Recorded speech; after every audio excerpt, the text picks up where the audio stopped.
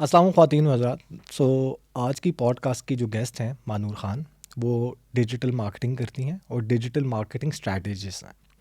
Marketing basically digital marketing जो पाकिस्तान में समझी जाती है कि एड्स को रन करना और सेल्स को लेकर आना डिजिटल मार्केटिंग होती है, लेकिन डिजिटल मार्केटिंग एक बहुत बड़ी फील्ड है जिसमें कंटेंट, जिसमें आपकी स्ट्रैटेजीज़, आपके मंथली कैलेंडर्स, आपके केपीआईज़ और इसके साथ साथ आपके एड्स, ये सारी चीज़ों को मिलाओ तो आप एक मार्केटर या डिजिटल मार्केटर कंसिडर किए जाते हो।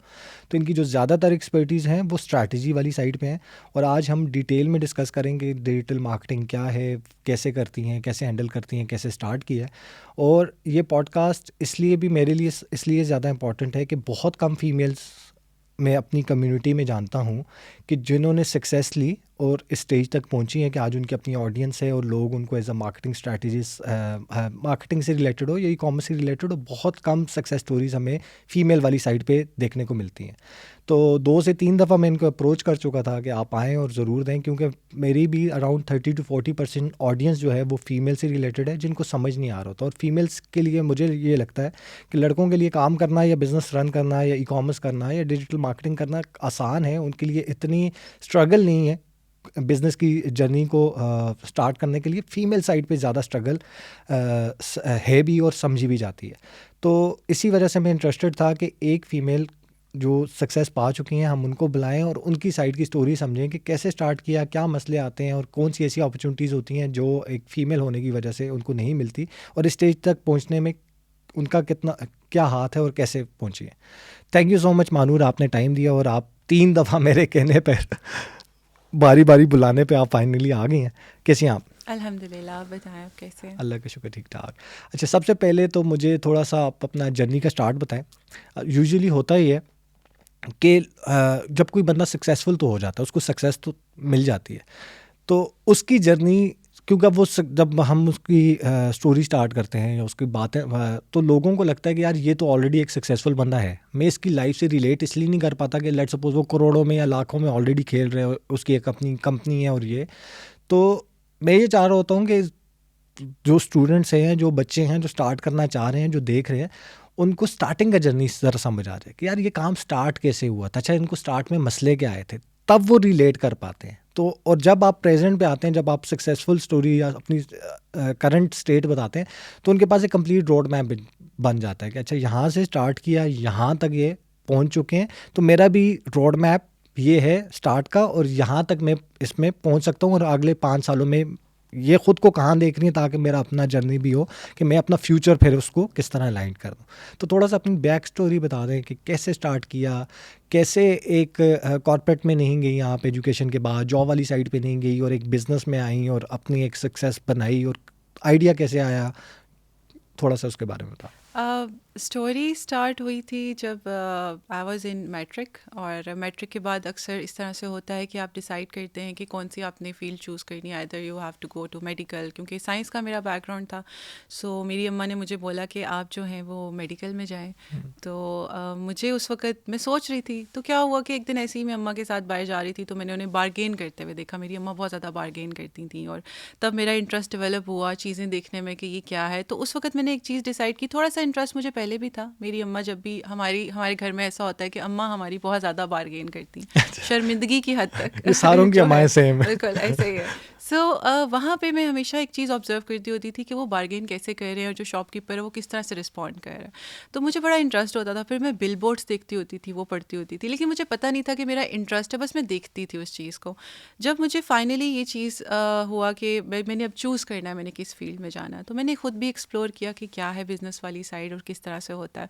तो उस वक्त मैंने अपनी अम्मा से बोला कि भाई मैंने ना बिज़नेस वाली साइड पे जाना है। सो माय अम्मा वाज लाइक कि आप बिज़नेस, आपका क्या ताल्लुक़ है बिज़नेस से ना, और आप कैसे बिज़नेस, जो आप सीधी सीधी जो है वो मेडिकल में जाएं, बहुत ज़्यादा स्कोप होता है। लेकिन उस वक्त जो है मैंने डिसाइड किया कि नहीं, मैंने जो है वो बिज़नेस वाली साइड पे ही जाना है।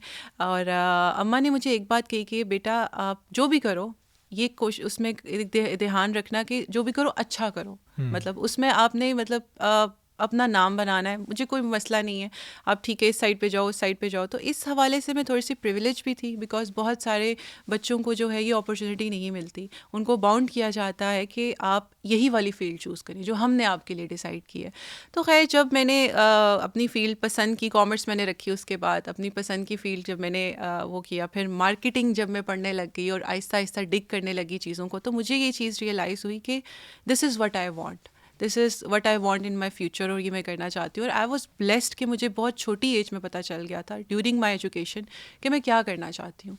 तो I was very focused person. जब मुझे ये रियलाइज़ हो गया तो मैंने अपनी स्टडीज़ को भी उसी तरफ लेके चली गई। जैसे कि बहुत सारे ऐसे लोगों को मैं जानती हूँ कि वो मेडिकल में होते हैं, इंजीनियरिंग में होते हैं, और उनको होता है कि भाई हमें तो डिजिटल मार्केटिंग करनी थी, हमने तो कुछ और करना था। होते वो डॉक्टर है लेकिन कर वो कुछ और रहे होते ये हैं। आपने ना करते करते एक पॉइंट मुझे भी मार दिया। आई एम नहीं नहीं सॉफ्टवेयर इंजीनियर अच्छा, बेसिकली, ओके, और मेरा भी इंटरेस्ट मार्केटिंग में था, और मैं कर ऑलराइट। मार्केटिंग ही रहा हूँ पिछले 10-11 सालों से। सही। So basically it is happening, this is not something which I have seen, और मैंने ऑब्जर्व भी किया। बट मैं जैसे कह रही हूँ कि मैं इस मामले में ब्लेस्ड थी, और इसमें कुछ मेरा टीचर्स का भी रोल था कि उन्होंने भी मतलब हमेशा ये बात कही कि आप जो है वो जो आपको पसंद हो आप वो करें। और अब इस तरह से मेरा मतलब है, उस टाइम पे बड़ा डिफ़िकल्ट थी ये चीज़ें, लेकिन होता है ना कोई आपको कोई बात कह देता है और वो आपके माइंड में रह रह जाती जाती है। है ऐसे ही। सो जब मुझे ये था, फिर मैंने अपनी स्टडीज़ को भी उसी साइड पे लेकर गई, मार्केटिंग वाली साइड पे क्या लेकर गई। स्टडीज की हैं? मैंने पहले बीबीए ऑनर्स किया, ठीक ठीक है, है। इन उसके मार्केटिंग। बाद yes in marketing, double major था मेरा, मार्केटिंग एंड ह्यूमन रिसोर्स, क्योंकि मुझे ये था कि I am very good with people, लोगों को हैंडल करना, और वो मेरी एक स्ट्रेंथ थी, तो मैंने उसको वो किया। फिर उसके बाद ये हुआ कि फिर मैंने जब मेरे ऑनर्स कंप्लीट हुआ तो मुझे स्कॉलरशिप का मौका मिला, कल्चरल एक्सचेंज प्रोग्राम था, नाइस। तो वहाँ पे मैं चली गई चाइना। तो जब मैं चाइना गई तो मेरी एक्सपेक्टेशंस थी कि अभी वो होता है ना कि फ़ैन वाली लड़कियाँ आएंगी इतने बड़े बड़े हैट पहन के, और जो हमारे माइंड में एक चाइनीज़ का वो है। बट मैं वहाँ पे जब मैं गई तो मैं तो अमेज़ हो गई कि चाइना ये क्या है। मतलब टेक्नोलॉजी के लिहाज से वहाँ पे तो कैशलेस पेमेंट्स थी, लोग फ़ोन से पे पे कर रहे थे, और जो रेडी भी जो लगा रहा था उसके पास भी आईफोन था। And I was very amaze कि ये चाइना ये क्या है। उससे पहले मैं बाकी कंट्रीज़ में भी गई थी, लेकिन मैं ये एक्सपेक्ट नहीं करी थी, बिकॉज आपको यहाँ पे लोग ये तो ज़रूर कहेंगे कि आप अमेरिका जाएँ, आप यूके जाएँ, आप फलानी जगह पे जाएँ, लेकिन कोई ये नहीं कहेगा भाई चाइना जाओ, ऐसी कोई बात नहीं करता। सो वो एक्सपेक्टेशंस नहीं थी। फिर वहाँ पे जो चीज़ मैंने एक्सपीरियंस की, जो मैंने देखा कि अपना काम करने की जो है, जैसे स्टूडेंट्स हैं, और स्टूडेंट्स जो हैं वो जैसे यहाँ पे मार्केट है, यहाँ पे अगर होलसेल की मार्केट्स की हम बात करें तो होलसेल की मार्केट्स में वो लोग जा रहे हैं, वहाँ से कोई मेकअप किट उठा रहा है, कोई होलसेल के ऊपर जूते उठा रहा है, कोई कुछ उठा रहा है, और वो सेल कर रहे हैं। मतलब यूनिवर्सिटी में वो पढ़ भी रहे हैं और साथ साथ वो सेल भी कर रहे हैं। तो मैं उससे बड़ी इंस्पायर हुई, मैंने कहा कि ये तो एक बड़े मज़े की चीज़ है जो हम वहाँ पे नहीं करते, पढ़ भी रहे हैं और वो साथ साथ अपना काम भी कर रहे हैं। ठीक हो गया। ऑनलाइन उन्होंने छोटे छोटे अपने पेजेस बनाए हुए हैं और उसी में वो कर रहे हैं, और वो अच्छा खासा अर्न कर रहे हैं। खैर चाइना से मुझे बहुत कुछ सीखने के लिए मिला। It was a 6 month programme basically, लेकिन वहाँ पे ये था कि चाइनीज़ बेसिक लैंग्वेज के साथ साथ आपको और भी अपॉर्चुनिटी थी कि आप चाइनीज़ की मार्केट एक्सप्लोर करें, कैसे वो काम करते हैं, किस तरह से। तो अगेन मुझे काफ़ी कुछ वहाँ से सीखने के लिए मिला। फिर जब मैं वहाँ से वापस आ रही थी तो मुझे वहाँ पे टीचिंग की जॉब ऑफ़र हुई, और जॉब ऐसी थी कि वो मुझे लाइक सैलरी, अपार्टमेंट सब कुछ उनकी तरफ से था, और बट स्टिल वहाँ पे मैंने नो कहा, क्योंकि मुझे पता था कि मैंने क्या करना है, मुझे टीचिंग नहीं करनी थी। आई वॉज़ वेरी क्लियर कि मैंने अपनी लाइफ में क्या करना है। वो अपॉर्चुनिटी मैंने मिस की, और मेरी मदर ने कहा कि आप पागल हैं। आपने ये मतलब ऐसा तो कोई भी नहीं करता। बीच साइड अपार्टमेंट था वो, इतना अच्छा उसका व्यू था, बट आई वाज लाइक कि आई नो कि व्हाट आई वांट, और मैं इसको लेट गो करूँगी। खैर वहाँ पे जब हम लोग वहाँ से जब आ रहे थे तो कुछ कंपनीज़ को उन्होंने इनवाइट किया था कि भाई ये हमारे ग्रेजुएट्स हैं, कल्चरल एक्सचेंज प्रोग्राम पे आए थे। तो वहाँ पे एक कंपनी थी, फिशरीज़ की कंपनी थी। तो वहाँ से मेरी उनके साथ बात हुई, तो उनके साथ मेरी काफ़ी अच्छी बॉन्डिंग एक हो गई। तो उन्होंने कहा भाई हम इंटरेस्टेड हैं पाकिस्तान में जो है अपनी जो शिप्स लाने के लिए, बिकॉज जो पाकिस्तान की जो मछली होती है वो गर्म पानी की मछली है, और उसकी डिमांड बहुत ज़्यादा है चाइना में। अब मेरा तो कोई इतना एक्सपीरियंस नहीं था ना, आई वाज लाइक कि चलें जितना मुझसे हो सकेगा मैं आपको गाइड कर दूँगी वहाँ पे। जब मैं पाकिस्तान वापस आई तो उनसे मेरी बातचीत हुई और उन्होंने मुझे हायर कर लिया। सो ऐसे एक अपॉर्चुनिटी मुझे मिली, और उनके साथ 3 साल मैंने काम किया। वहाँ से तकरीबन मैंने 3 साल काम किया। वो फ़िशरीज़ रिलेटेड प्रोजेक्ट था जिसमें मेरी कोई इतनी एक्सपर्टीज़ नहीं थी, लेकिन I was working as a marketing and research head for them. ठीक है, और आपका काम ये होता था कि रिसर्च करना कि रिसर्च करना, ब्यूरोक्रेट्स के साथ हमारी काफ़ी ज़्यादा बात थी, बिकॉज उनके जो शिप्स थे वो आने थे ऑलमोस्ट 100 फीट से ज़्यादा बड़े थे। बट यहाँ पे ये मसला था कि पाकिस्तान में इतना अलाउ नहीं था, बिकॉज उनकी ऑफ कोर्स जो टेक्नोलॉजी थी वो बेहतर थी। और फिर मैंने उससे रिलेटेड इन्फॉर्मेशन ली, क्योंकि डोमेन बिल्कुल टोटली डिफरेंट थी। फिशरीज़ इंडस्ट्री टोटली डिफरेंट है और मुझे कोई आइडिया नहीं था। मार्केट में घुसना पड़ा, कराची के वहाँ पे जाना पड़ा, मतलब फिशरी डिपार्टमेंट में जाना पड़ा, बहुत ही गंदा हाल था वहाँ पे। तो खैर हमने पूरी कोशिश की कि वो परमिशन दे दें। 3 साल तक हम लोग कोशिश करते रहे, लेकिन उन्होंने इस चीज़ के ऊपर कहा कि आप जो है शिप्स बहुत बड़े हैं, और दूसरी ये कि चाइनीज़ की इस तरह की टेक्नोलॉजी थी कि जो जाल आप फेंकते हैं ना, उसमें यहाँ पे एक क्राइटेरिया होता है कि मतलब वो एक स्पेशल किस्म की वायर यूज़ करते हैं चाइनीज़, तो उसमें से मछली बाहर नहीं निकल सकती। तो वो लोग हम लोग यूज़ कर रहे थे। तो चाइनीज़ का ये था कि हम जो इतना ख़र्चा करके यहाँ पे आएंगे, तो जाहिर सी बात है अब उनकी टेक्नोलॉजी में और हमारी टेक्नोलॉजी में बहुत ज़्यादा फ़र्क है। अब यहाँ पे जो मछुआरे जो जाल फेंकते हैं उसमें से मछली बाहर भी निकल आती है, लेकिन जो हमने यूज़ करना था उसमें चांसेस बहुत कम थे। तो मतलब एक तरह से चाइनीज़ का ये था कि यहाँ से आए और सारी मछली निकाल के लेकर चले जाएं। लेकिन खैर हमने बहुत कोशिश की, बिकॉज हमारा ये था कि हम यहाँ पे ट्रेनिंग प्रोवाइड करेंगे, जो लोकल मछुआरा है उसको ट्रेनिंग प्रोवाइड करेंगे कि किस तरह से, और मतलब और बहुत ज़्यादा स्कोप है चाइनीज़ में। तो मतलब उनकी अपने समंदर की मछली ख़त्म हो गई है और अब वो बाकी जो है लोगों की, मतलब हमारे स्पेशली पाकिस्तान की, क्योंकि गर्म पानी की मछली है तो इसकी बहुत ज़्यादा हाई डिमांड है। बहुत कोशिश की लेकिन नहीं हो पाया और बस फिर उसको गिव अप करना पड़ा। मीनवाइल जो है वो मुझे अपनी यूनिवर्सिटी की तरफ से एक जॉब अपॉर्चुनिटी ऑफ़र हो गई कि अब आपने यूनिवर्सिटी की तरफ से गए थे आप, तो अब आप गिव बैक करें, आप यहाँ पे तो आपको पढ़ाना पड़ेगा। बिकॉज आई वाज अमंग्स दोस्त जिनको एक्सीलेंस सर्टिफिकेट मिला था। तो फिर वहाँ पे 1 साल पढ़ाया मैंने, और उसके बाद मैंने कहा जी अब मैं नहीं और पढ़ा सकती, because that was not my cup of T. और फिर बस छोड़ दिया। उसके बाद मैंने प्रोजेक्ट्स स्टार्ट करने, लिंक्डइन के ऊपर जब मैंने प्रोफाइल, लिंक्डइन, येस एग्जैक्टली, मेरी सोशल प्रोफाइल थी। जब मैं चाइना गई थी तो तब मैंने इस चीज़ का यूज़ सीखा कि वो लोग जो है अपनी सोशल प्रोफाइल्स को बहुत वेल मेंटेन रखते थे। चाइना में इस तरह से है कि वहाँ पे जैसे कि फ़ेसबुक हो गया, यूट्यूब हो गया, इस तरह की चीज़ें नहीं हैं अवेलेबल, रिस्ट्रिक्ट हैं। तो बट स्टिल वो लोग जो हैं वो बाकी दुनिया से कनेक्टेड हैं। अब अगर आप बात करें तो China is a world exporter. वहाँ पे यू जस्ट नेम एनीथिंग, आप उनको पिक्चर दिखा दें, आपको वो बना कर दे देंगे। ऐसे तो वो स्टिल बाकी सारे लोगों से कनेक्टेड हैं। तो वो कैसे कनेक्टेड हैं और किस तरह से कुछ चीज़ें जब मैंने देखी तो मुझे उस वक्त रियलाइज़ हुआ कि भाई आपको बड़ा इंपॉर्टेंट है आपके लिए। तो उस वक्त मैंने अपनी लिंक्डइन की प्रोफाइल थोड़ी मेंटेन की और इस तरह से उसको वो किया, और आहिस्ता आहिस्ता मतलब मेरे माइंड में चीज़ें देख कर आना शुरू हो गई थी। फिर प्रोजेक्ट्स थोड़े बहुत, जिसको कहते हैं चाइनीज़ ही प्रोजेक्ट्स पे मैंने थोड़ा सा बहुत काम किया, लेकिन उस वक्त इतना ज़्यादा आइडिया नहीं था मुझे इन चीज़ों का, क्योंकि कर तो मैं जॉब ही रही थी। जैसे मैंने आपको बताया कि मैं 3 साल तक मैंने उसके लिए कंपनी के लिए काम किया। मैंने मेरे एक टीचर थे यहाँ पे, मैंने क्या किया कि मैंने उनके साथ इंटर्नशिप स्टार्ट कर दी। बहुत अच्छे टीचर्स थे, मेरा हमेशा टीचर्स के साथ बहुत अच्छा बॉन्ड रहा है। मतलब वो होता है ना कि आपको कहते हैं कि ये टीचर की चमची है इस तरह से। बट एनीवेज मैं एक चीज़ बिलीव करती हूँ कि बाअदब बामुराद, तो हमेशा से मैं इस तरह से रही हूँ और मैंने अपनी टीचर से बहुत कुछ सीखा है अपनी लाइफ में। और आज मैं कहती हूँ कि मैं जो भी हूँ मैं उन्हीं की वजह से हूँ। मैं यहाँ पे बैठी ना होती, मैं टोटली चेंज पर्सनालिटी होती अगर मेरे टीचर्स ने मुझे, जिसको कहते हैं कि मुझे वो चीज़ें ना सिखाई होती जो मैं यहाँ पे बैठी हूँ। So it actually works. खैर क्या हुआ कि उसके बाद मैंने अपने टीचर से बात की कि मैं ना मतलब इस तरह से काम करना चाह रही हूँ, और लेकिन मुझे कुछ, जिसको कहते हैं कि सिरा नहीं मिल रहा था। बिकॉज मैंने देखा था कि चाइनीज़ किस तरह से काम करते हैं, कैसे प्रोजेक्ट्स ले रहे हैं, लेकिन कुछ आइडिया नहीं था। समझ थी चीज़ों की लेकिन कुछ पता नहीं था। He was a marketing strategist and he was already working with clients. उन्होंने मुझे कहा कि अच्छा मानूर, आप मेरे साथ इंटर्नशिप कर लें, मैं आपको कुछ पे नहीं करूँगा, आप लर्न कर लें। अब उससे पहले मैं अर्न करती रही थी, अच्छा अर्न करती रही थी, लेकिन उस वक्त मैंने देखा कि भाई इनके साथ एक जुड़ने की अपॉर्चुनिटी मिल रही है, तो मैंने कहा जी बिल्कुल क्यों नहीं।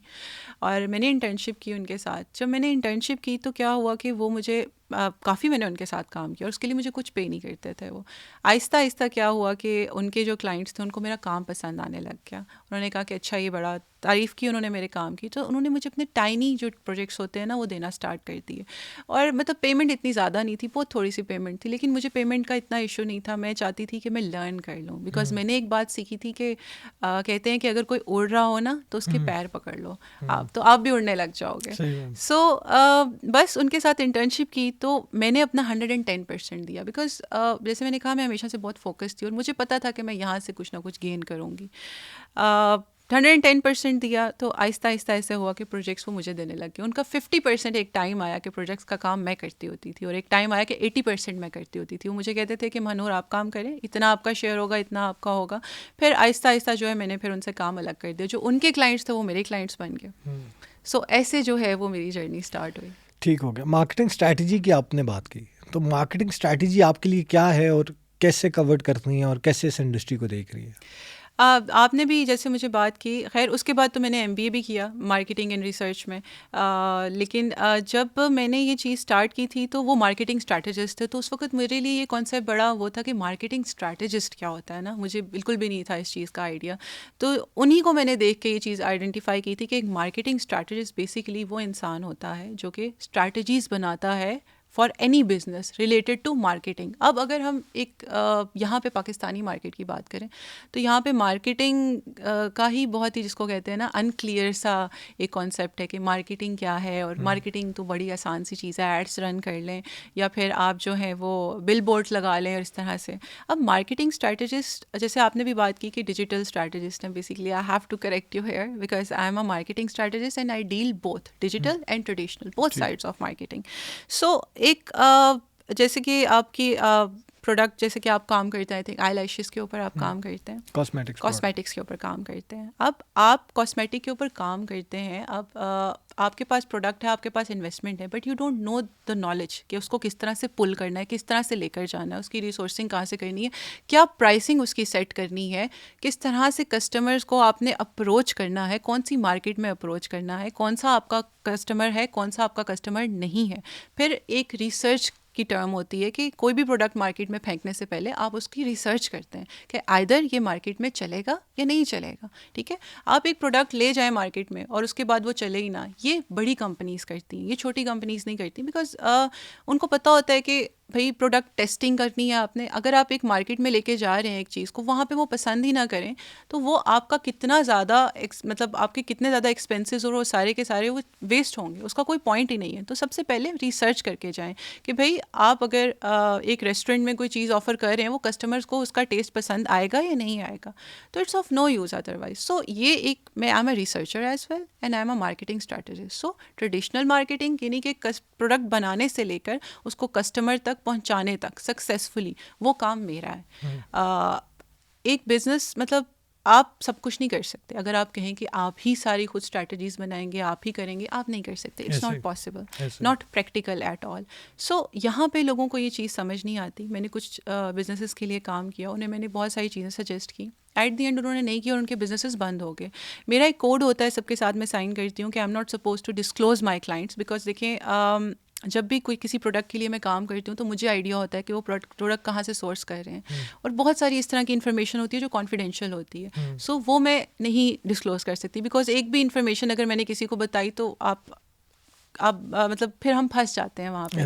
सो प्रोडक्ट डेवलपमेंट में भी मेरा पार्ट होता है कि अगर आपने कोई, फॉर एग्जांपल अगर आप एक शर्ट बना रहे हैं, एक शूज़ बना रहे हैं, तो अब आपने बना ली, अब हो सकता है कि उसकी जिसको कहते हैं कि वो, अब कलर भी आपको पता है कि बहुत सारी मार्केट में, अगर यहाँ पे हम बात करें तो यहाँ पे पिंक कलर की शर्ट शायद लड़के ना पहने, लेकिन अगर आप कोरिया में बात करें, अगर आप चाइना में बात करें, वहाँ पे पहन लेंगे। तो मतलब एक ये भी साइकोलॉजी होती है, तो वो उसमें भी एक मार्केटिंग स्ट्रैटेजिस्ट का रोल होता है, प्रोडक्ट डेवलपमेंट में भी। लेकिन यहाँ पे बिकॉज ये कॉन्सेप्ट, मार्केटिंग का कॉन्सेप्ट ही इतना वेग है, तो मार्केटिंग स्ट्रैटेजिस्ट तो जिसको कहते हैं बहुत ही एक अजीब सी चीज़ है। अगर मार्केटिंग स्ट्रैटेजिस्ट को मैं डिफाइन करूँ मेरे हिसाब से, तो वो 4 चीज़ों पे काम करता है। प्रोडक्ट पे काम करता है, अब प्रोडक्ट के अंदर बहुत ज़्यादा आपके पास चीज़ें आ जाती हैं जो उसने कवर्ड करनी होती हैं in terms of as a marketing expert. दूसरी चीज़ आ जाती है प्राइसिंग, प्राइसिंग में भी फिर अलग एक डॉक्यूमेंट बनता है, कंपटीशन की क्या प्राइस है, बिल्कुल क्या ऐसे है। डिस्क्रिप्शंस हैं, क्या सब कुछ है।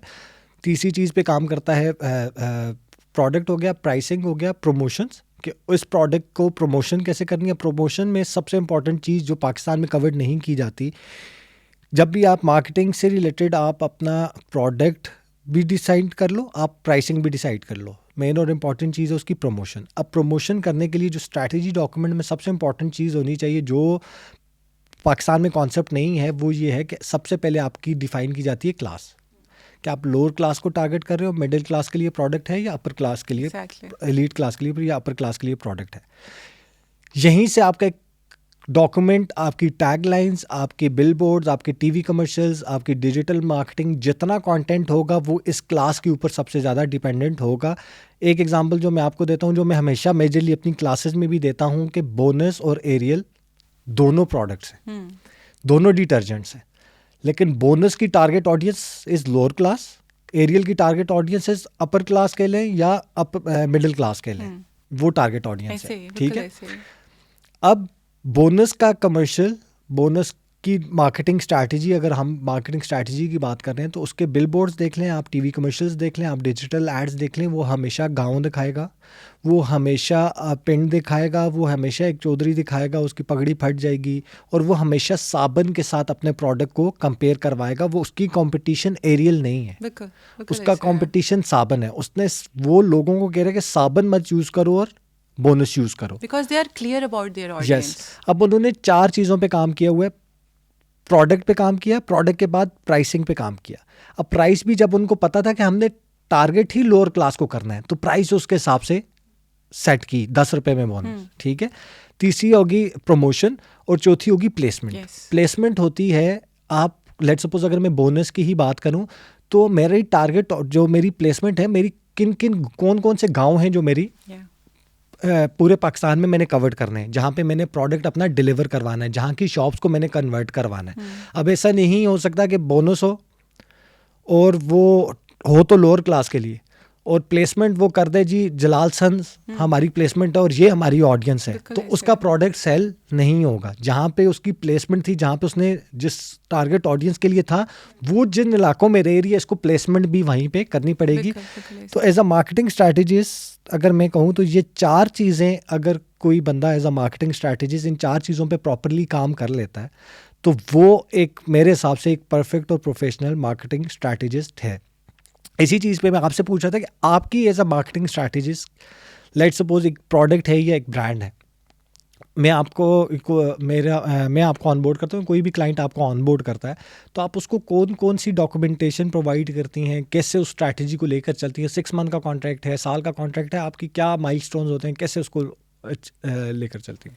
अब मुझसे ना अक्सर पूछा जाता है बात सोशल मीडिया के ऊपर कि जी फलाने चीज़ की स्ट्रैटेजी बता दें, तो मैं उनसे कहती हूँ भाई ये स्ट्रैटेजी जो है वो ऑब्जेक्टिव नहीं है, ये सब्जेक्टिव है। Yes. और ये वेरी करती है प्रोडक्ट टू प्रोडक्ट। अब फॉर एग्जांपल अगर एक फ़ोन के लिए अगर आप मुझे कह रहे हैं कि जी स्ट्रैटेजाइज कर लें, अब फ़ोन के और कपड़े की स्ट्रैटेजी सेम नहीं होगी, मार्केट ही डिफरेंट है, प्रोडक्ट ही डिफरेंट है।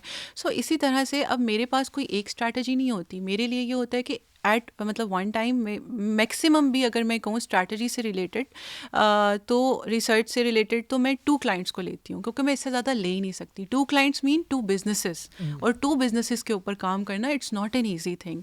मेरे पे रिस्पॉन्सिबिलिटी होती है। अब जैसे अगर आप हैं तो आपने इन्वेस्टमेंट लगाई है, आपका प्रोडक्ट है, तो अब आपने मुझे हायर किया, अब आपकी तरफ से आपका वो ख़त्म हो गया, अब सारी सरदर्दी मेरी है, मैंने उससे चलाना है। बिकॉज मेरा जाहिर सी बात है, मेरी ये कोशिश होती है कि भाई मैं सक्सेसफुल जो है वो रिजल्ट्स डिलीवर करूँ। अगर वो मैं नहीं डिलीवर करूँगी तो ऑफ कोर्स वो मेरे नाम के ऊपर वो चीज़ आती है, तो वो आपका बिजनेस अब ख़त्म हो गया, वो मेरी सरदर्दी है।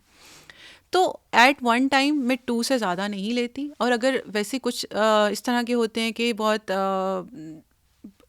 क्रूशल होते हैं और उनके ऊपर मुझे बहुत ज़्यादा काम करना पड़ता है, तो फिर मैं कोशिश करती हूँ कि एक टाइम में मैं एक ही लूँ। बट ये डिपेंड करता है अगर उनका बजट ज़्यादा है तो। अगर बजट उनका काफ़ी ज़्यादा है तो आपको पता है वो कहते हैं कि जितना गुड़ डालोगे इतना मीठा होगा, समथिंग लाइक दैट। सो काम करने में भी मज़ा आता है आपको।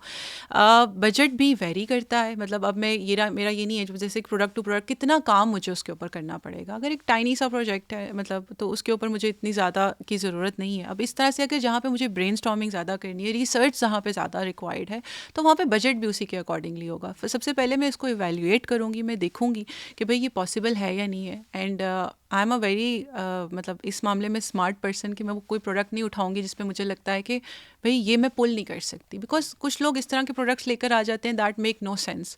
ऑब्वियसली आप राइट बहुत सारी अगर एग्जीक्यूशन उसकी अच्छी हो तो मैं समझती हूँ कि आप शिट से शिट प्रोडक्ट को भी बहुत ईजिली पुल कर सकते हैं। That's what I believe. Product अच्छा होना इट्स सबसे पहली बात है, लेकिन मैं मार्केटर हूँ तो मुझे अच्छी तरह से पता है प्रोडक्ट अच्छा नहीं भी होगा, फिर भी उसको किस तरह से पुल करना है, ये होता है।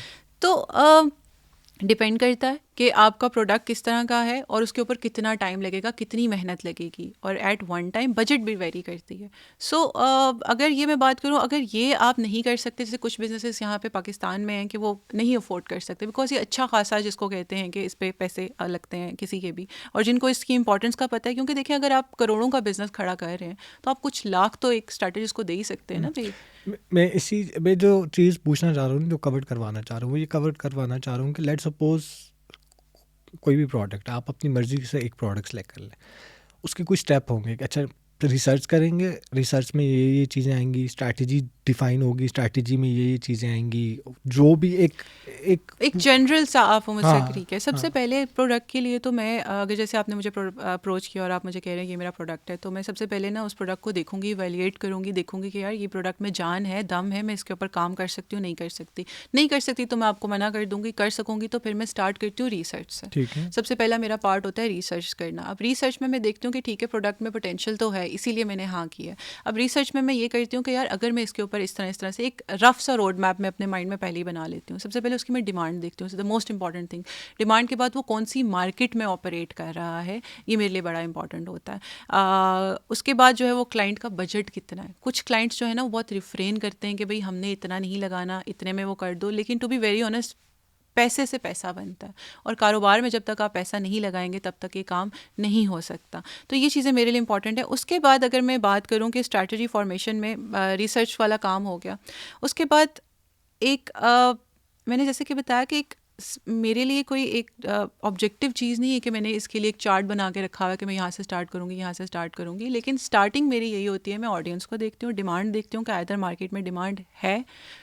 दो चीज़ें होती हैं, तो मार्केट में डिमांड नहीं है तो फिर डिमांड क्रिएशन की तरफ हम जाते हैं, अगर डिमांड है तो हम उसकी तरफ जाते हैं। सो ये एक चीज़ें हैं, मतलब मैंने इसका कोई वो नहीं बना के रखा हुआ, हर एक प्रोडक्ट के लिए डिफरेंट होता है, मतलब एक करने का क्राइटेरिया उसका डिफरेंट होता है। अब स्ट्रैटेजी में तो हम बहुत सारी चीज़ें कवर करते हैं, कुछ के ऊपर ब्रांडिंग के ऊपर हमें बहुत ज़्यादा काम करना पड़ता है, कुछ के ऊपर नहीं करना पड़ता, कुछ के ऊपर हमें पता होता है कि यार ऑनलाइन प्लेटफॉर्म्स के ऊपर हमने ज़्यादा काम करना है, कुछ के ऊपर कस्टमर को परसेप्शंस के ऊपर काम करना होता है। सो ये वेरी करती है।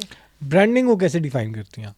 ब्रांडिंग तो क्रिएट होती है कस्टमर के माइंड में और branding it's very much important. Of course ये जैसे ये ग्लास है, अगर ये यहाँ पे ग्लास पड़ा हुआ है, इसके ऊपर कुछ भी नहीं है तो ये कोई ब्रांड नहीं है। इसके ऊपर जब मैंने कुछ लगा दिया तो ये ब्रांड बन गया। ये तो आई थिंक अब सबको ही पता है कि ब्रांडिंग क्या है, बट अगर मैं सिंपली बात करूँ तो ब्रांडिंग जो है वो आप किसी प्रोडक्ट पे क्रिएट नहीं करते। मैं समझती हूँ ब्रांडिंग जो है वो यहाँ पे क्रिएट करते हो और वो अपने कस्टमर्स के माइंड में क्रिएट करते हो। बिकॉज वन थिंग इज़ कि आपका सारे आपके कस्टमर्स नहीं हो सकते, आपको पता है कि आपके कस्टमर कौन है, और ब्रांडिंग उनके माइंड में क्रिएट की जाती है। और वो जो उनके माइंड में जो चीज़ क्रिएट की जाती है ना, वो जो सारे स्टेप्स हैं उनको हम ब्रांडिंग कहते हैं। ठीक है, ब्रांडिंग को मैं जो डिफ़ाइन करता हूँ, मैं उसको 4 स्टेप्स में डिफ़ाइन करता हूँ क्योंकि मार्केटर से पूछो तो उसके लिए मार्केटिंग इज़ ब्रांडिंग, कि आप कस्टमर, अब आपने जो बात की कि उसके माइंड में क्रिएट करनी है, उसके माइंड में क्रिएट कैसे करेंगे आप? डिजिटल से करें, बिलबोर्ड से करें, टीवी कमर्शियल से करें, आप उसको बारी बारी अपने ब्रांड का नाम, अपने ब्रांड के प्रोडक्ट्स वो उसके सबकॉन्शियस ब्रेन में बिठाते जाते हैं। जब उसको वो प्रोडक्ट चाहिए होता है, अभी मैंने डिटर्जेंट की बात की थी, तो अगर एरियल है, मेरी टारगेट ऑडियंस से रिलेटेड एरियल है, आपने एडवर्टाइजमेंट कर करके डिटर्जेंट एरियल मेरे दिमाग में बिठा दिया, मुझे जब वो चाहिए होगा तो मैंने एरियल ले लिया। That's a brand recall basically. Yes, ये रिकॉलिंग है, ये मतलब आप सबकॉन्शियस माइंड में कस्टमर के आप डाल देते हैं, ये ब्रांड रिकॉल है। जो आपने भी बात की वो भी ब्रांड रिकॉल में ही आती है कि कस्टमर के दिमाग में मेरा ब्रांड अगर बैठा हुआ है वो है। अगर मैं ग्राफिक डिज़ाइनर से पूछूंगा ना कि ब्रांडिंग क्या है, तो ग्राफिक डिज़ाइनर कहेगा ब्रांडिंग है बेसिकली कि जो ब्रांड का लोगो, ब्रांड की टैग लाइन्स, ब्रांड की ब्रांड बुक, ब्रांड के कलर्स, जिस तरह कोक है, कोक का रेड कलर है, ऊपर कोक लिखी हुई है, वो ब्रांड एलिमेंट्स हैं हाँ, बेसिकली। तो ये उसके लिए वो ब्रांडिंग है। एडवर्टाइजमेंट का मैंने आपको बता दिया। सीईओ से मैं पूछूंगा ना ब्रांडिंग क्या है, तो वो ये कहेगा कि मेरे प्रोडक्ट मेरे कंपटीशन से बेहतर किस तरह है, मेरी यूएसपी क्या है, मेरी क्वालिटी क्या है, मेरी प्राइसिंग क्या है, मेरा एज अ ब्रांड क्या कैटेगरीज, और ये जितने भी मैं क्रिएट कर रहा हूँ ना प्रोडक्ट्स, उनकी जो यूएसपी है वो मेरे लिए ब्रांडिंग है, जो मुझे उन सब मेरे कंपटीशन से यूनिक बनाती है। कस्टमर केयर वाले से पूछोगे तो वो ये कहेगा कि ब्रांड जो अपने कस्टमर्स के साथ एक ट्रस्ट क्रिएट कर रहा है, ठीक है, और आप प्रोडक्ट ले रहे हो, प्रोडक्ट में मसला है, हम वापस ले लेते हैं, एक जो CSR है, कस्टमर की जो कनेक्शन है कस्टमर के साथ, वो ब्रांडिंग है। लेकिन मेरे हिसाब से और अगर कुछ CEOs होंगे जो कहेंगे कि ब्रांड प्रॉमिस जो सबसे इंपॉर्टेंट है, जिसमें पाकिस्तान में ब्रांड प्रॉमिस के ऊपर नाम ही नहीं लिया जाता। ब्रांड प्रॉमिस का क्या है? नाइकी का ब्रांड प्रॉमिस है कि हम पूरी दुनिया के एथलीट्स को सपोर्ट करते हैं, या पूरी दुनिया के एथलीट्स के लिए हमने प्रोडक्ट्स बनाए हुए हैं। अब उनकी इसी प्रॉमिस के ऊपर वो प्रोडक्ट भी क्रिएट करते हैं, इसी प्रोडक्ट प्रॉमिस के ऊपर वो अपनी सेल्स भी करते हैं, और इसी तरह के उनकी आउटलेट्स भी इसी तरह के, उनके एड्स भी इसी तरह, उनका सारा कुछ इसी प्रॉमिस के ऊपर डिपेंडेंट होता है। और कुछ लोग कहते हैं कि ये ब्रांड प्रॉमिस जो है वो आपका ब्रांडिंग है, जो आप प्रॉमिस कर रहे हो वही चीज़ अगर आप कस्टमर को दे रहे हो तो ये आपकी ब्रांडिंग है। मुझे लगता है ये सारे जो लोग हैं ना, इन सारे, क्योंकि इनमें से एक भी चीज़ ऐसी नहीं है कि लेट्स सपोज कि अगर मिस होगी तो मैं ब्रांड बन जाऊंगा। एग्जांपल देता हूँ, मेरा ब्रांड प्रॉमिस बड़ा अच्छा है, ठीक है, मेरी एडवर्टाइजमेंट बड़ी अच्छी है, मैं मिलियंस ऑफ व्यूज़ जनरेट कर रहा हूँ, मेरे बिलबोर्ड चल रहे हैं, टीवी कमर्शियल चल रहे हैं, कस्टमर मेरा प्रोडक्ट मंगवाता है, प्रोडक्ट की वो क्वालिटी नहीं थी जो मैंने बताई थी या जो एडवर्टाइजमेंट के थ्रू मेरे तक पहुंचाई गई थी, तो मैं ब्रांड नहीं बन सकता। अगर मैं प्रोडक्ट बड़ा अच्छा कर लेता हूँ लेकिन मेरी एडवर्टाइजमेंट अच्छी नहीं है, मैं उसको एडवर्टाइज़ नहीं कर पा रहा, मेरी ब्रांडिंग के जो एलिमेंट्स हैं वो अच्छे नहीं हैं, तो फिर भी मैं ब्रांड नहीं बन पाऊँगा। तो ये जो 5 के 5 जो मैंने अभी बताए हैं, अगर ये 5 के 5 प्रॉपरली एग्जीक्यूट किए जाएँ तो आप ब्रांड या ब्रांडिंग वाली उसमें पूरे उतरते हो, और इनमें से अगर कोई एक चीज़ भी मिस है तो वो आप ब्रांडिंग में नहीं आते हो। आपका इसके बारे में क्या? देखिए, ब्रांडिंग वही वाली बात है कि जैसे मैंने आपको बोला कि मैं उस चीज़ के ऊपर कायम रहूँगी कि ब्रांडिंग जो है ना, आप घटिया से घटिया चीज़ की भी कर सकते हैं। बिकॉज देखिए, मुझे अच्छी तरह से पता है कि बहुत सारी चीज़ें अनएथिकल हैं मार्केटिंग में और मार्केटर्स के लिए, बट वो करते हैं। सो आप कर सकते हैं। जैसे मैंने आपको बोला कि आप शिट को भी ऐसे अगर उसकी ब्रांडिंग कर लेना तो आप उसको भी सेल कर सकते हैं। लेकिन देखिए लेकिन प्रोडक्ट जब मेरे पास पहुंचा और एडवर्टाइजमेंट तो हो गई, पहला प्रोडक्ट सेल भी हो गया, जब प्रोडक्ट मेरे पास पहुंचा और अब मेरे लिए वो शिट है, तो वो ब्रांड कैसे है? मैंने आपको बोला कि वो जो ब्रांडिंग जो, इसीलिए तो मैंने आपको बोला कि जब वो क्रिएट करते हैं ना, आप कस्टमर के माइंड में करते हैं।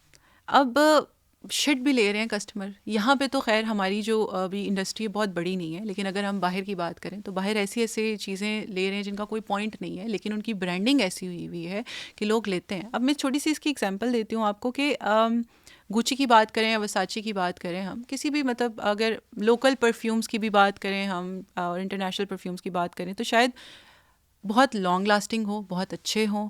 ज़ारा यहाँ पे बनता है, अगर आपको पता हो, ज़ारा की यहीं पे मैन्युफैक्चरिंग होती है, ठीक है। सो अब ज़ारा आपने पहना हुआ है, वो भी यहीं से बना हुआ है, और अगर आप उसकी बात करें कि कोई लोकल ब्रांड है, वो भी यहीं से बना हुआ है। लेकिन जब आप ज़ारा पहनते हैं, मतलब कोई भी बंदा, यार ज़ारा पहना है मैंने, ठीक है ना, अब वो जो ज़ारा पहन के जो उसे फीलिंग आ रही है, मतलब सेम मैन्युफैक्चर सेम है, मेड इन पाकिस्तान है। अब मुझे बताएं, क्वालिटी सेम है, सारा कुछ सेम है, बट जो ज़ारा जिसने पहना होगा वो थोड़े टाइम के लिए ना, मैंने ज़ारा पहना, उसकी जो टॉक में और वॉक में थोड़ा सा डिफरेंस आ जाएगा एज़ कम्पेयर टू आपने यहाँ का कोई ब्रांड पहना हो जो कि बड़ा अच्छा है, XYZ कोई, लेकिन जब वो ज़ारा आपने पहना होगा, क्वालिटी सेम है, सारा कुछ सेम है, लेकिन आपके एटीट्यूड में डिफरेंस आ जाएगा ना, क्योंकि ज़ारा की ब्रांडिंग कस्टमर के माइंड में हुई हुई है। उन्होंने अपने एक ब्रांडिंग उन्होंने कैसे की हुई है कि भाई एक बहुत ही हाई है, एलीट है या इस तरह से है, क्वालिटी सेम है. सो इसलिए मैं आपको कह रही हूँ कि जो ब्रांडिंग होती है ना, कस्टमर के माइंड में होती है. अब दोनों products are same, made in Pakistan है, यहीं पे मैन्युफैक्चरिंग हुई हुई है, सेम क्वालिटी की चीज़ है, बट स्टिल जो ज़ारा पहने हुआ होगा जिसने, वो उस चीज़ को शो ऑफ करेगा, यार मैंने ज़ारा, या फिर मैंने ज़ारा ही लेना है, व्हाटसोएवर. सो ये चीज़ें, अब अगर मैं इसकी एक सिंपल सी एग्जांपल देती हूँ आपको, सर्फ एक्सेल और एरियल. शायद एरियल बहुत अच्छा हो सर्फ एक्सेल से, लेकिन अब सर्फ एक्सेल जिसने लेना है उसने सर्फ एक्सेल ही लेना है, चाहे जो मर्जी हो जाए. दोनों साफ़ कर रहे हैं, दोनों प्रॉमिस कर रहे हैं कि भाई हमने सफाई करनी है और दाग बड़े अच्छे हैं, लेकिन जो सर्फ एक्सेल का कस्टमर है वो सर्फ एक्सेल का ही रहेगा, बिकॉज उन्होंने ब्रांडिंग अपनी की हुई है कस्टमर के माइंड में, तो वो वही रहेगा. दोनों काम वही कर रहे हैं. तो क्या मेरा मतलब है डिफरेंस अगर उसमें बात वो तो दोनों ही ब्रांड्स हैं. जी. जो आप बात कर रही है ना, वो बात आती है सेगमेंटेशन पे. वो भी मैं आपको बताता हूँ. जिस तरह पेप्सी और कोक दोनों सेम ब्रांड्स हैं, दोनों ही ड्रिंक्स हैं, एग्जैक्टली, लेकिन दोनों की जो मार्केट पेनिट्रेशन है उसकी स्ट्रैटेजीज डिफरेंट है. ठीक है, Coke is more towards happiness. ठीक है, वो हमेशा फैमिली दिखाएंगे हमेशा, और उनकी टैग लाइन इज बांटे खुशियाँ. Open happiness. ठीक है, ओपन हैप्पीनेस. और वो जो जितनी भी कैंपेन्स हैं, जितना कस्टमर के एडवर्टाइजमेंट करते हैं, वो उस हिसाब से करते हैं और उस तरह अपने प्रोडक्ट को करते हैं. पेप्सी दूसरी तरफ जो उसकी मेजर अभी कैंपेन चल रही है, व्हाई नॉट मेरी जान, Pepsi is more towards youth. ठीक है, वो यूथ टारगेटेड पे ज़्यादा काम करता है, वाइब्रेंट्स कलर रखता है. पेप्सी के अगर आप कलर्स देखेंगे, आप एडवर्टाइजमेंट में देखें, बिलबोर्ड्स में देखें, टीवी डिजिटल पे देखें, तो एक रेड होगा, बकाया बहुत नॉर्मल और उनके ब्रांड कलर्स हैं ना, कलर्स हैं. ठीक है, तो पेप्सी के वाइब्रेंट कलर्स, और उनके एडवर्टाइजमेंट में वो वाइब्रेंट कलर यूज़ करेंगे, यूथ को ज़्यादा यूज़ करेंगे, उनके गाने यूज़ करेंगे, उनके अब प्रोडक्ट दोनों सेम है, लेकिन उनकी तो जिस तरह पेनिट्रेट करवा रहे हैं, जिस तरह कस्टमर की एक्विजिशन कर रहे हैं, या कस्टमर को जो एज अ ब्रांड फील देना चाह रहे हैं, वो दोनों की डिफरेंट है. लेकिन उससे है तो दोनों ही ब्रांड है. जो 5 चीज़ें मैंने बताई, वो पांचों की 5 चीज़ें इसके लिए भी अप्लाई हो रही हैं, इसने भी अप्लाई की हैं. इसने अप्लाई की हैं तो ये भी तभी ब्रांड बना है, उसने अप्लाई किया वो भी तभी ब्रांड बना है.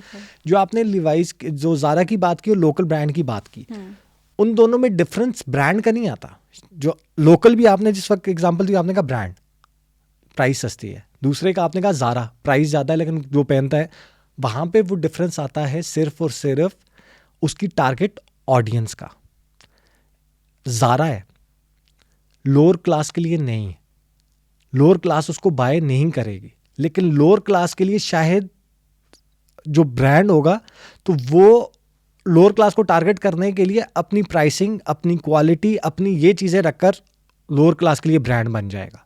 ठीक है, तो ऐसा नहीं कह सकता. और जो ज़ारा है वो लेट्स सपोज पाकिस्तान में अपर मिडिल क्लास के लिए या एलीट के लिए, और बाहर यूके यूएसए में शायद वो मिडिल क्लास को टारगेट करता हो. पाकिस्तान की एलीट ज़ारा पहनती है, और मुझे पता है बाहर Zara is like a middle class brand. उधर के लिए टॉप ब्रांड जो है, एलीट जो ब्रांड है, वो गुची और विसाचे वगैरह. ठीक है, वहाँ पे वो मिडिल क्लास को टारगेट करते हैं, पाकिस्तान में वो एलीट के लिए टारगेट करते हैं. लोअर क्लास के लिए भी ब्रांड है, ज़ारा भी ब्रांड है. दोनों की टारगेट ऑडियंस का डिफरेंस है. अब जब ज़ारा ने मिडिल क्लास को यूके यूएसए में टारगेट करना है, तो वो अपनी कैंपेन्स उस तरह बना रहे हैं, वो अपनी एडवर्टाइजमेंट उस तरह कर रहे हैं, वो उस कस्टमर के साथ रिलेट इस तरह करवा रहे हैं, जब वो ले रहा है और वो खुशी से फिर बता रहा है कि मैंने ज़ारा पहना हुआ है. अभी सेम एग्जांपल देता हूँ. लेट्स सपोज ज़ारा और आउटफिटर है. Let's suppose outfitter lower class को टारगेट करता है. पाकिस्तान में ज़ारा और ज़ारा मिडिल क्लास और एलीट क्लास को टारगेट करता है. अब आप लोअर क्लास से पूछेंगे उनके लिए, वो lower class to lower class कोई बंदा मिलेगा ना, तो वो पूछेगा क्या पहना हुआ, आउटफिटर पहना हो, तो वो आउटफिटर को बड़ी खुशी से बताएंगे कि मैंने आउटफिटर पहना हुआ है. और जब मिडिल क्लास और अपर मिडिल क्लास वाले बैठेंगे, वो ज़ारा का बताएंगे कि. तो सब कहने का मकसद मेरा ये था कि जो लोअर क्लास के लिए, उसके लिए ब्रांड आउटफिटर एक ब्रांड है, हम उस, और जो अपर क्लास को टारगेट कर रहे हैं उसके लिए ज़ारा, या एलीट क्लास के लिए ज़ारा ब्रांड है. दोनों ही ब्रांड्स हैं, उनकी टारगेट की सेगमेंटेशन डिफरेंट हुई है. सेम एग्जांपल जो मैंने बोनस की दी थी, कि बोनस लोअर क्लास के लिए बोनस ब्रांड है, अपर क्लास के लिए एरियल या वो सर्फ एक्सेल कोई भी लगा लें, उनकी सेगमेंटेशन उस तरह हुई है. फ़ायज़ा ब्यूटी क्रीम करोड़ों की बिकती है, लोअर क्लास के लिए फ़ायज़ा ब्यूटी क्रीम ब्रांड है, क्योंकि फ़ायज़ा ब्यूटी क्रीम जो लेता है वो फ़ायज़ा ब्यूटी क्रीम लेता है, और उनके पास लोअर क्लास के लिए 2 नंबर कैटेगरीज के ब्रांड्स भी विदाउट एनी नाम भी बहुत ज़्यादा प्रोडक्ट्स उनके पास होते हैं, लेकिन उनके लिए फ़ायज़ा इज़ अ ब्रांड. और मिडिल क्लास के लिए लगा लो तो पॉन्ड्स, उससे ऊपर चले जाओ लॉरियल और उस पर चले जाओ तो एलीट हैं। तो तीनों की सेगमेंटेशन डिफरेंट है, तीनों ही ब्रांड्स हैं। तो मेरे हिसाब से अभी भी मैं भी अपनी बात पे ही खड़ा रहूँगा और आप भी अपनी बात भी खड़ी रहें कि मेरे हिसाब से कि ब्रांड इस चीज़ पे डिपेंड नहीं करता कि आपकी प्राइसिंग अगर ज़्यादा है तो आप ब्रांड बन चुके हो। ब्रांड डिपेंड करता है कि आप किस सेगमेंटेशन को टारगेट करना चाह रहे हो और कौन सी ये जो 5 चीज़ें मैंने डिफाइन की थी वो अगर आपकी अप्लाई होती जा रही है ना तो आप ब्रांड बन जाओगे। नहीं, वो तो देखिए मैंने जैसे आपको बोला कि वो जो आप जो जिस पर्सपेक्टिव से बात कर रहे हैं, अब मुझे तो अच्छी तरह से ये पता है कि क्योंकि मैंने कुछ इस तरह के प्रोडक्ट्स के साथ कुछ ब्रांड्स के साथ काम किया है इंटरनेशनल मार्केट में, जो कि मुझे पता था कि इनकी कोई, मेरा मतलब है, कोई तुक नहीं बनती। क्योंकि गोरे जो हैं वो हर दूसरे दिन कुछ ना कुछ ऐसा उनको होता है कि रिस्क बहुत ज़्यादा जो है वो टेकर्स होते हैं। यहाँ पे जो है लोग रिस्क नहीं लेते इतना ज़्यादा। उनको कुछ जिसको कहते हैं कि बहुत स्टूपिड प्रोडक्ट भी है ना, अगर मैंने देखा तो वो उसके लिए भी हायर कर रहे होते हैं, जिसका मुझे लगता है कि कोई तुक नहीं बनती, लेकिन वो कहते हैं कि भाई करें आप। उसकी भी ब्रांडिंग हम कर रहे होते हैं और उसको भी हम चला रहे होते हैं और उसकी भी मार्केट होती है। तो वो मैं वहीं पे आऊँगी कि देखिए वो सारी चीज़ें अपनी जगह के ऊपर, लेकिन बिकता सब कुछ है, आपको बेचना आना चाहिए। बिकना और ब्रांडिंग दो डिफरेंट चीज़ें हैं। ऑफ कोर्स, लेकिन मैं वहीं पे बात करूंगी कि ब्रांडिंग, जैसे मैंने आपको कहा कि क्रिएट यहाँ पे होती है। मैंने बोला कि दोनों प्रोडक्ट्स जो हैं वो सेम है। जैसे मैंने आपको बोला कि ज़ारा की मैन्युफैक्चरिंग की मैंने आपको बात की कि वो भी यहीं पे मैन्युफैक्चरिंग हो रहा है, आउटफिटर भी यहीं पे मैन्युफैक्चरिंग हो रहा है। लेकिन ज़ारा अगर आप पहन रहे हैं तो आपको मतलब इस तरह का फील हो रहा है कि भाई डिफरेंट फील हो रहा है। प्रोडक्ट सारे, क्योंकि उसकी ब्रांडिंग यहाँ पे की हुई है ना उन्होंने, और जो लोकल ब्रांड की है उसकी ब्रांडिंग, क्वालिटी, सब कुछ दोनों सेम है, लेकिन ब्रांडिंग उन्होंने डिफरेंट की हुई है, क्योंकि वो कस्टमर के माइंड में जो उन्होंने ब्रांडिंग की हुई है दैट्स डिफरेंट। अच्छा, एक तो लास्ट चीज़ मुझे ये बता दें कि एक तो अपना 5 इयर्स का प्लान बता दें। 5 इयर्स में आप क्या करना चाह रही हैं, कहाँ पे पहुँचना चाह रही हैं, फिर आपसे एक स्टूडेंट से रिलेटेड क्वेश्चन पूछूँ। 5 इयर्स तक से मतलब मुझे ये है कि मैं अपने आप को as a top marketing strategist अपने आप को देखती हूँ वहाँ पे। और एक मॉडल है मेरे माइंड में जो कि मैं चाहती हूँ कि जैसे कि मैं उसके बारे में डिस्क्लोज़ नहीं करूँगी, बट वो है एक कि मैं उसके ऊपर काम करना चाह रही हूँ। और बस ये है कि अपनी ही फील्ड में मैं बहुत आगे चाह रही हूँ कि मैं अपनी फील्ड में आगे जाऊँ। एक चीज़ मुझे बता दें कि जो न्यू फीमेल्स आ रही हैं जो स्ट्रगल करती हैं, एक तो थोड़े से अपने बता दीजिएगा कि क्या क्या मसले उनको होते हैं, फिर मतलब पॉइंट्स वाइज बता दीजिएगा यार फीमेल्स को इस मार्केट में ये मसले होते हैं और क्या वो ऐसा करें कि एक स्मूथ उनका जर्नी स्टार्ट हो जाए। फीमेल्स के लिए मैं ये कहूँगी कि स्टार्ट करें क्योंकि फीमेल्स जो हैं वो इस मामले में थोड़ी सी लेज़ी होती हैं, हेजिटेट करती हैं, लेज़ी से ज़्यादा मैं लेज़ी भी होती हैं। मैं खुद एक फ़ीमेल हूँ, मुझे भी पता है कि हम बहुत सारा कुछ सोचते हैं लेकिन हम एग्जीक्यूट नहीं कर पाते। At the other end male इतना सोचते नहीं हैं, वो एग्जीक्यूट कर लेते हैं। सो ये एक डिफरेंस है। सो इतना ज़्यादा सोचें ना, ख़ुद पे बिलीव करें। और मैं ये समझती हूँ कि ऐसे लोगों के साथ कनेक्शन रखें जैसे कि जो कि आपको लगता है कि आपके लिए फ़ायदा मंद है। जैसे कि मैंने अपने टीचर के साथ रखा, अगर मेरे टीचर के साथ ना होता मेरा राब्ता तो मैं शायद यहाँ पे नहीं होती। जब कोई उड़ रहा हो तो उसके पैर पकड़ लो, आप भी उड़ने लग जाओगे, वो वाला सीन। रही बात इश्यूज़ की तो देखें, एज़ लॉन्ग एज़ आपको अपने सब्जेक्ट के ऊपर कमांड है और आपको पता है कि आपको क्या चाहिए तो आपको कोई इशू नहीं होगा। इश्यूज़ मेल को भी होते हैं, इश्यूज़ फीमेल को भी होते हैं, लेकिन अगर आप फोकस्ड हैं, आपको पता है कि भाई आपको क्या चाहिए और आपको क्या करना है, तो फिर आपका जो फोकस होता है ना वो गोल के ऊपर होता है, साइड वाली डिस्ट्रैक्शंस पे नहीं होता। अगर एक मेल जो है वो फोकस हो सकता है, एक फ़ीमेल भी फोकस हो सकती है। सो मुझे नहीं लगता कि मेरे ख्याल से मैं हमेशा से फोकस्ड रही हूँ, तो जितनी भी साइड वाली जो इश्यूज़ थे वो मुझे इश्यूज़ कभी लगे ही नहीं। होते हैं लेकिन मैंने कभी उनको कंसीडर नहीं किया।